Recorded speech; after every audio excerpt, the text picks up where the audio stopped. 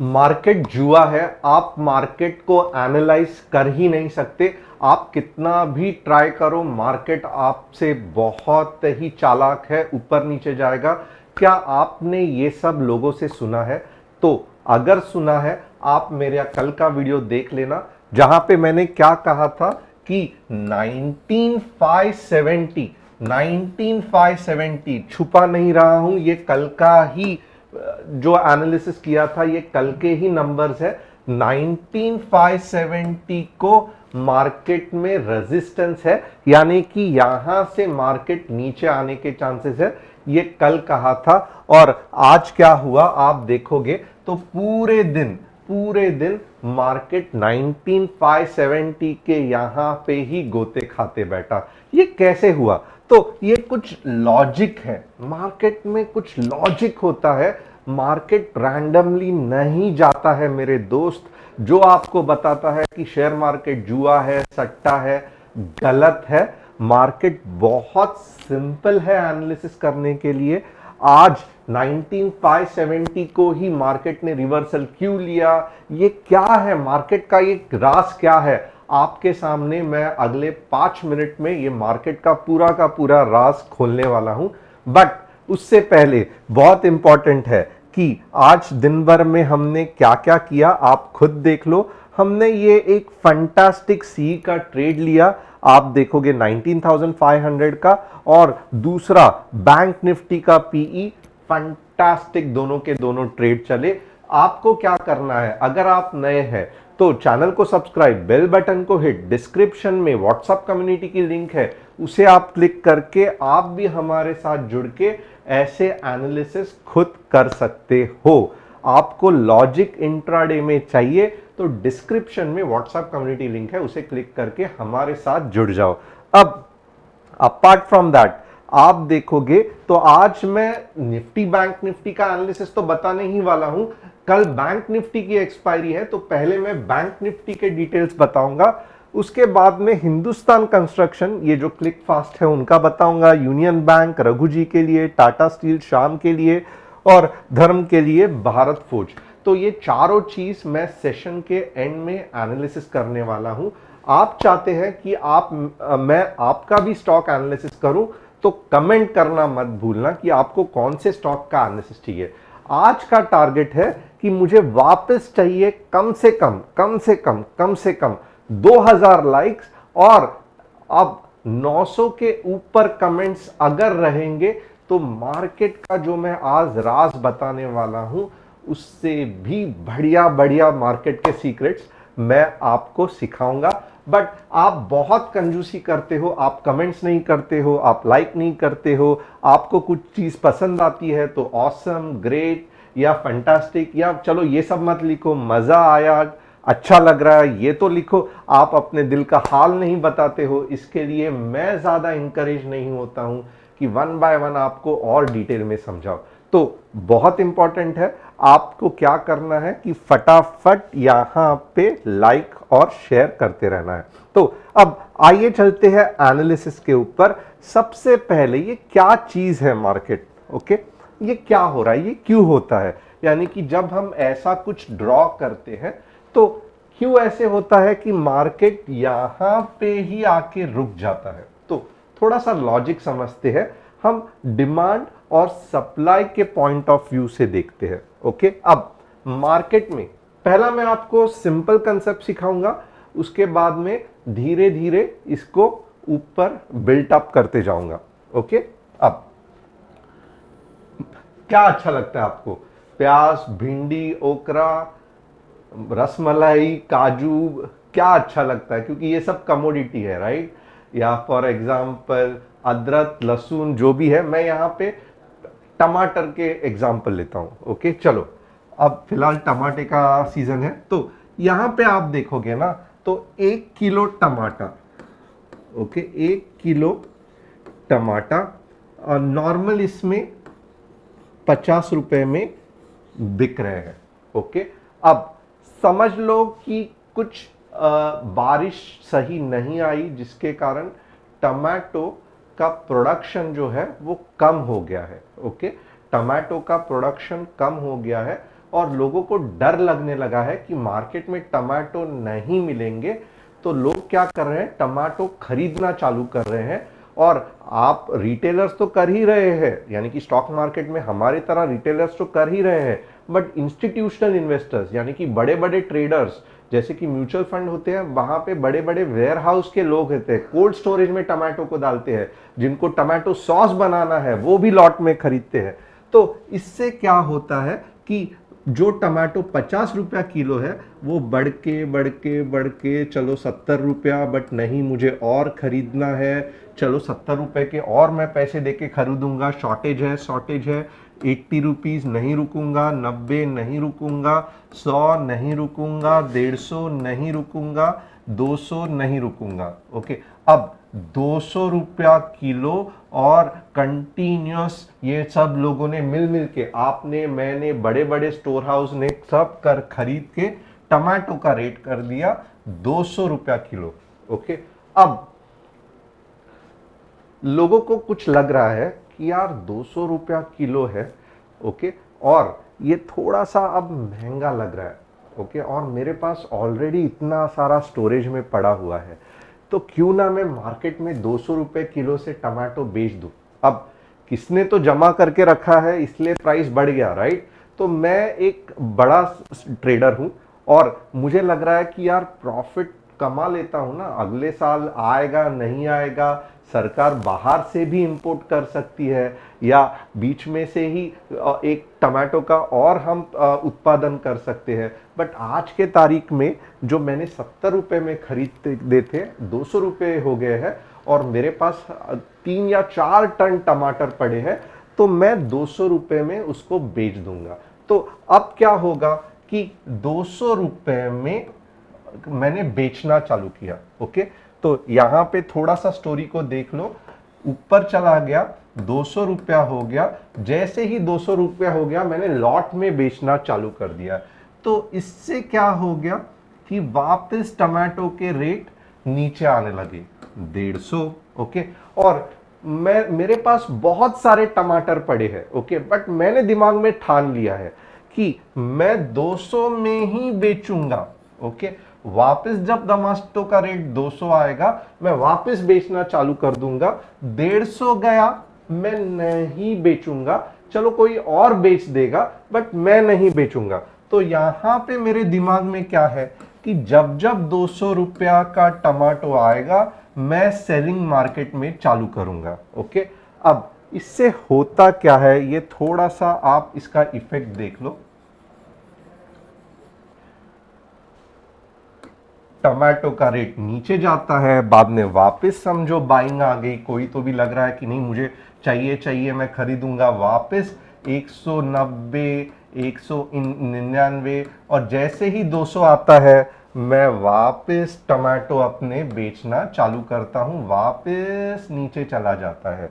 वापस कोई तो भी बोलता है कि नहीं नहीं यार हमें जरूरत है, वापस मैं बढ़ाना चालू करता हूं, मीन्स मैं नहीं, कोई तो भी खरीदना चालू करता है। अब वापस जब 200 आता है तो मेरे पास अभी भी टमाटो का स्टॉक पड़ा हुआ है, वापस मैं बेच के प्राइस नीचे लाता हूं। अब एक टाइम ऐसे आएगा कि मेरे जो 4 या 5 टन के टमाटो है वो खत्म हो जाएंगे, राइट। और फिर क्या होगा कि अब के बार जब बाइंग आएगा तो प्राइस 200 के ऊपर जाएगी, 220 230 जो भी जानी है वो जाएगी।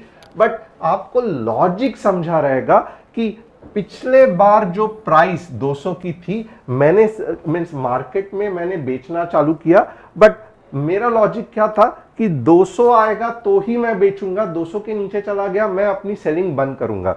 इसके लिए होता क्या है कि वापस जब डिमांड बढ़ता है 200 आता है, वापस क्योंकि मैंने दिमाग में ठान लिया है कि 200 को ही बेचूंगा, वापस मार्केट में सेलिंग आती है। ओके, और ऐसे करते करते एक पॉइंट ऐसे आता है कि मेरे टमाटो खत्म होते हैं और फिर प्राइस ऊपर बढ़ता है।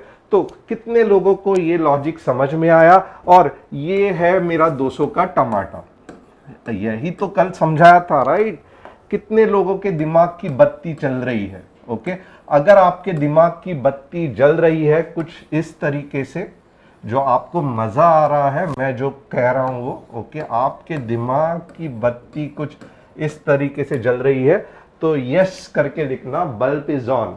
यस, मजा आ रहा है कि नहीं आ रहा है? अरे यार मैं इतने मजे मजे में सिखा रहा हूं आपको और आप लिख नहीं रहे हो कि यस बल्ब इज ऑन। मैं चाहता हूं कि कम से कम 1000 लोग तो लिखे कि यस सर आपके टमाटो का एग्जाम्पल समझ में आया। 200 पे ही यानी कि 19570 पे ही आपने जो कहा था सेल आउट क्यों होना है ये हमें पता चला, फंटास्टिक। और यस दिमाग की बत्ती हमारी जल गई और अब हमें पता चला कि मार्केट कैसे डिमांड और सप्लाई पे रिएक्ट करता है। तो आज के लिए ये ज्ञान था, बहुत फंटास्टिक रहेगा, आपको ये हो जाएगा। अब यहां पे आप देखोगे ना कैसे पता चलता है कि पावरफुल सेलिंग है, पिन बार का कंसेप्ट बताया था। नेक्स्ट टाइम यहां पे कैसे पता चलता है कि नीचे का मुंह आने वाला है, यहां पे आप देखोगे डबल टॉप फॉर्म हो गया, बट कोई तो भी 200 रुपए के टमाटर लेके ही बैठ रहा था, sell out sell out sell out. Okay, अब यहां पे डिमांड है वापस ऊपर ऊपर ऊपर ऊपर ऊपर, और मोस्टली कल क्या होगा कि अगर मार्केट को ऊपर जाना है तो अब 19570 के ऊपर डायरेक्टली 19600 जाएगा।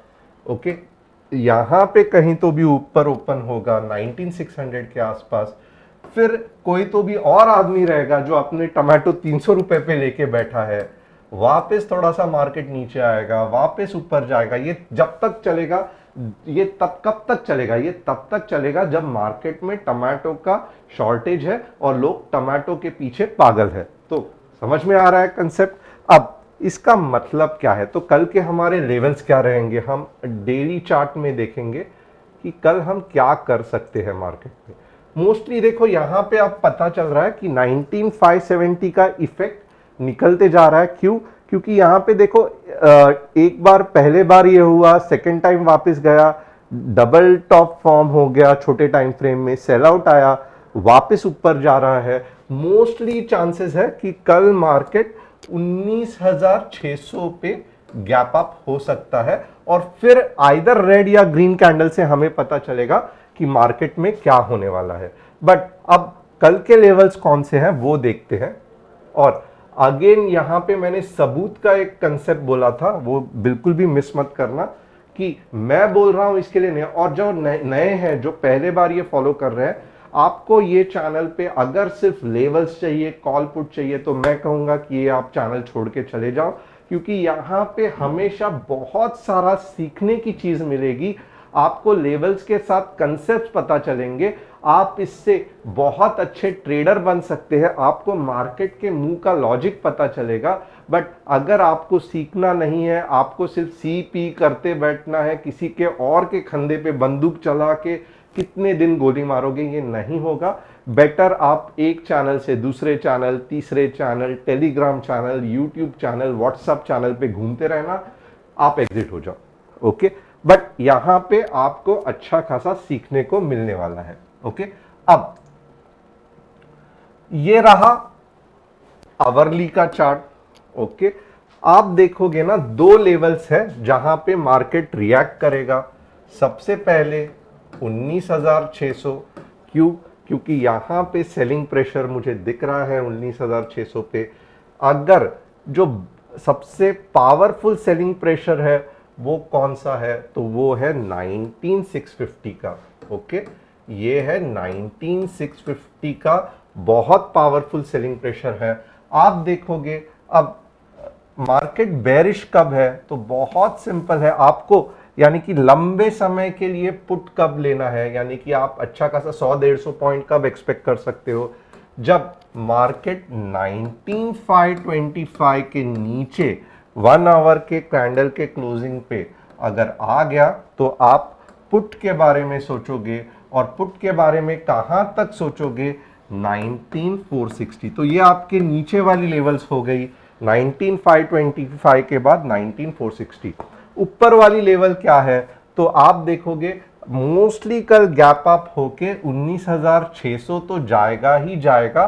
बट अगर 15 मिनट के कैंडल में आपको कुछ इस तरीके से फर्स्ट 15 मिनट्स में आपको मार्केट में बुलिशनेस दिखाई दिया तो ये बुलिशनेस आपको 19635 तक लेके जा सकता है। ओके, और इसके बाद मोस्टली ट्रेड मत करना। तो इसका मतलब क्या है कि ऊपर के डायरेक्शन में आपके दो लेवल्स बन सकते हैं। 19600 फर्स्ट टारगेट, बट मोस्टली अगर गैप अप हो गया तो डायरेक्टली यहां पे ओपन होगा, मैक्सिमम 19635।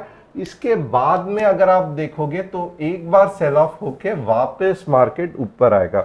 ये सेम अगर आप देखोगे ना, टमाटो के कंसेप्ट से ही बोल रहा हूं मैं, तो अब आपको समझ में आ रहेगा। तो आपको ऊपर और नीचे के लेवल्स दोनों पता चले रहेंगे। वापस एक बार रिपीट करता हूं, 19520 के बाद 19460 आप पुट ले सकते हो। ऊपर के लेवल्स मोस्टली गैप अप होगा, 19600 आराम से बनाएगा। उसके बाद अगर 15 मिनट्स में पिन बार हो रही है तो 19635 तक आप ले सकते हो। उसके बाद में सेल आउट आने के चांसेस है, तो बाकी का खेल आपको व्हाट्सएप कम्युनिटी में मैं बता दूंगा। अब बैंक निफ्टी देखेंगे फटाफट।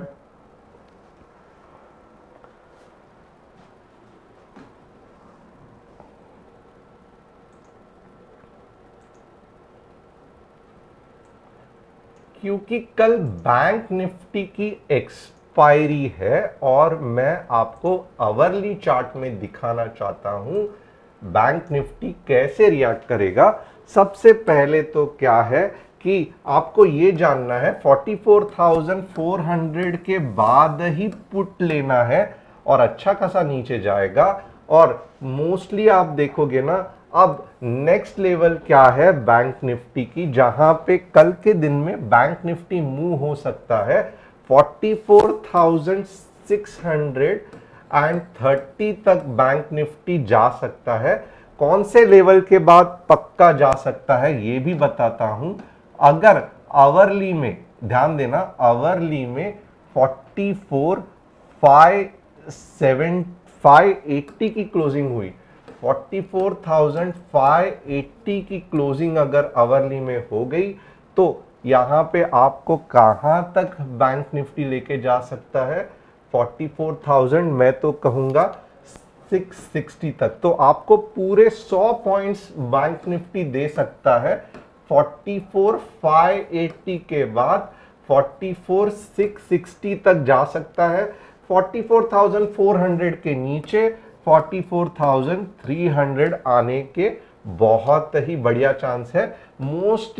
मोस्टली मैं कहूंगा यहां पे आप देख सकते हो सेलिंग प्रेशर है। तो जब तक ग्रीन कैंडल कुछ इस तरीके से नहीं बनती है, 44,580 के ऊपर आवरली क्लोजिंग नहीं होता है, आपके अगले 100 पॉइंट्स 44,680 नहीं बनेगा। तो मैं कहूंगा सबसे बेस्ट ये बन जाने दो। उसके बाद 100 क्या 200-300 पॉइंट्स भी आप लेके जा सकते हो और नीचे के लिए आपको 44,400 के नीचे आना पड़ेगा पुट के बारे में। तो कल की लेवल्स है फंटास्टिक, मोर और लेस मार्केट ऊपर ही, बैंक निफ्टी ऊपर ही जाने वाला है। बट जैसे मैं कहता हूं, आप मार्केट से सबूत मांगो। सबूत कब मिलेगा? जब मार्केट 44,580 आवरली क्लोजिंग दे देगा आराम से ऊपर, यानी कि 44,730 तक जाने के चांसेस है। तो बैंक निफ्टी का भी एनालिसिस कर दिया। अब आपकी फरमाइश हम देखेंगे हम कैसे सॉल्व करेंगे। एचसीसी